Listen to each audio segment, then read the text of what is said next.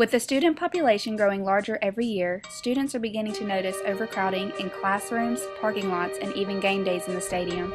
How do the numbers match up against the number of students versus the number of parking spots offered, the sizes of classrooms and accessible faculty, and the number of student tickets sold versus the number of seats available?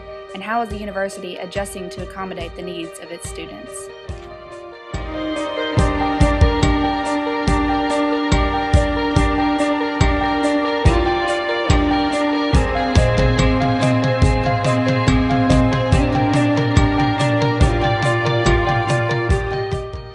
This semester, we took to campus to find the answers that students have been looking for.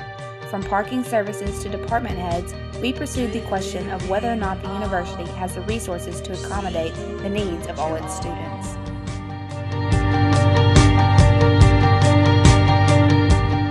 That's a little difficult number to rationalize.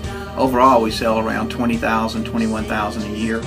If we're looking at it from a faculty and staff standpoint, visitors are going to be somewhere in the neighborhood of 30 to 40,000 a year. And then you've got your vendors on top of that, as well as football games and athletic events and those type things, which we don't calculate those into our numbers because that's kind of a different spectrum of what we do. There's 13,674 parking spaces currently on campus. We have around a 68% ratio of permits sold to spaces available. When you look at it from that standpoint, we guarantee a space for all of our resident parkers. Again, that may not be a convenient space, but again, there's going to be a space within that zone, whether it be north zone or south zone.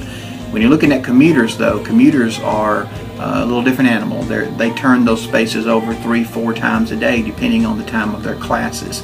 So that is an oversell situation where it's not a one-to-one. You may use that space 2 or 3 times during that day. One of the things that we're looking at is adding more transportation. We can't continue to just pave all of campus. I don't think anybody wants that. Obviously, it takes away from the aesthetic appeal of what we have here as far as the green space, and also it creates gridlock when you talk about bringing more and more single occupancy vehicles to campus. So what we want to do is add more shuttles, add more transit, because the more folks we can bring in on buses, the less folks that are going to be in that single vehicle. When you think about it, you're putting 40, 50 folks on a bus as opposed to 40 or 50 cars. So the overall strategy is to have a combination and find that balance to where we can have as much conveniently located parking on campus as possible and offset that by adding additional transportation. We also have a couple of garages that are about to come online. We have one behind the YMCA building that's going to add about 150 spaces or so for anyone to park in, whether you're a student or a visitor. And then we're going to add one at the Mill, which is the new complex that's about to be built over around the Cooley building, where the new hotel is going to be built. That's going to be a new convention center. So a new garage is going to go over there, and it's about 450 spaces, and we'll also offer transportation from there through our shuttle system. Started out, I was parking over in West, Commuter West, and it was pretty bad. Trouble finding a parking spot. Sometimes I was late for class because of it, and it took a while to get used to figuring out when I needed to get to certain places to be able to make it across campus for class. I have heard word of the parking garage. I think it'd be beneficial for everybody. Being able to park central in campus would be great because it gets you access close to the student union and to the majority of the classrooms.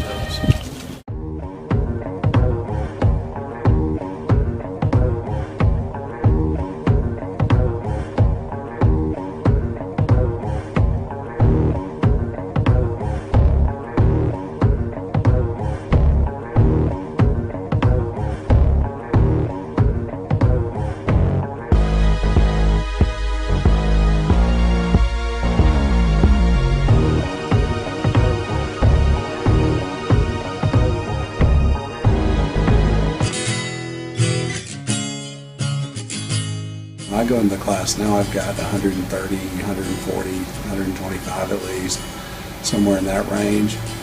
I've never really felt overwhelmed. I think it is challenging in a lot of ways with a class that large to at least keep their attention The challenge we've had too, in a good way, is that we have a lot of majors in the class, a lot of students in the class I teach in principles of public relations, where they are in public relations. We have a lot of students in broadcasting and journalism.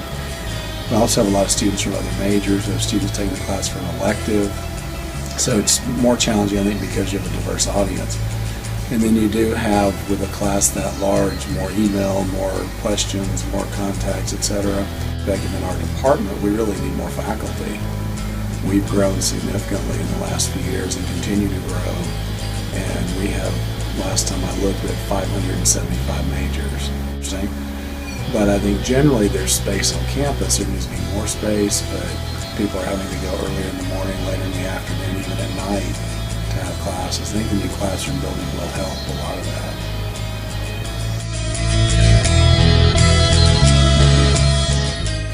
But one of the things that we're doing in the department is we're controlling the enrollment by lowering the limits to an artificially low limit.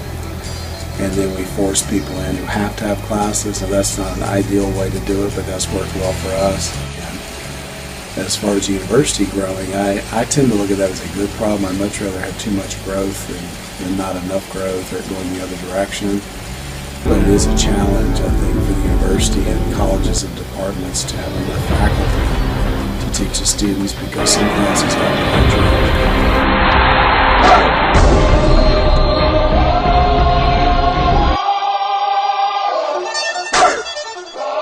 Here comes the, y'all don't really want it like, yeah. Here comes the, here comes the, here comes the, y'all don't really want it like, yeah. Here comes the, here comes the, here comes the, y'all don't really want it like, E-double-L. I said so, I keep big bills up in my heart on the dirty like blood, so ain't got no twist in my head, but I'm still dreading. This year it has been absolutely miserable. I've gone into the game at normal time, like after the band goes in, but every single time they've run out of grandstand wristbands where all my friends sit. So I've had to like sit there and wait for people to come down, and I've had to like steal their wristbands. And overcrowding has become a serious issue. I'm tired of having to fight for a spot in the bleachers. It's absolutely ridiculous. I've been hit with so many cups in the past, but this year it has gotten better, I guess. Gotta go in the game a little early. Don't really like that part about it. It's crowded at times. I think we should do away with the wristbands. They should be able to travel from section to section if you want to, if you're a student. Yeah, if you want to sit in the end zone, you got to be able to sit in the end zone. If you want to sit in the grandstands, you got to be able to sit there too. And if you want to move, you should be able to move. You shouldn't have to pick between the grandstands when you're walking in the gate and the end zone. That's right. If you're a student, you got to be able to sit anywhere you want, no matter what. Within the student section.